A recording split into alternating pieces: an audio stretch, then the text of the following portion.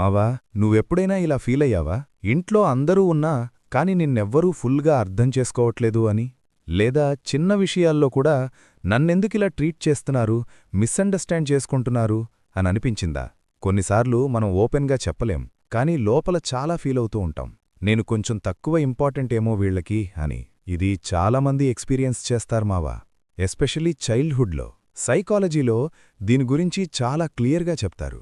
Parents ఇంటెన్షనల్గా hurt చేయకపోయినా కొన్ని సిచ్యువేషన్స్లో ఒక చైల్డ్కి నేనంత ఇంపార్టెంట్ కాదేమో అని ఫీలింగ్ క్రియేట్ అవ్వచ్చు. ఎగ్జాంపుల్కి సిబ్లింగ్స్ కంపారిజన్, చూడు వాడెలా చదువుతున్నాడు అని చెప్పడం, లేదా ఒక చైల్డ్ ఎమోషన్స్ని ఇగ్నోర్ చేయడం, లైక్ ఏదైనా చెప్పినా ఇది పెద్ద మ్యాటర్ కాదు అని అవాయిడ్ చేయడం. ఇలా చిన్న చిన్న మూమెంట్స్ స్లోగా ఒక బిలీఫ్ని బిల్డ్ చేస్తాయి, నేను సరిపోను, నేను ఇంపార్టెంట్ కాదు అని. And that's where actual problem starts మావా. ఈ ఫీలింగ్ గ్రో అయ్యాక మనం పెద్దయ్యాక కూడా ఎఫెక్ట్ ఉంటుంది. మనం ఎవరితో అయినా కనెక్ట్ అవ్వాలంటే భయపడతాం, లేదా ఎవరినో ఇంప్రెస్ చేయడానికి ఎక్కువ ట్రై చేస్తూ ఉంటాం.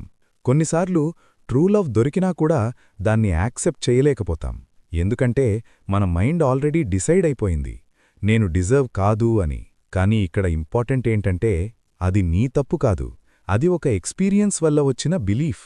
అండ్ బిలీఫ్స్ చేంజ్ అవ్వచ్చు. మనల్ని మనం ప్రాపర్గా అర్థం చేసుకుంటే స్లోగా హీల్ అవ్వచ్చు. సెల్ఫ్ వర్త్ అనేది వేరే వాళ్లతో కంపేర్ చేసి రాదు, అది లోపల్నుంచి బిల్డ్ చేసుకోవాలి.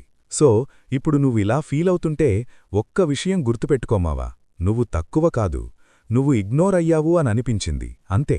దానర్థం నువ్వు వాల్యూ లేనివాడివి అని మాత్రం కాదు.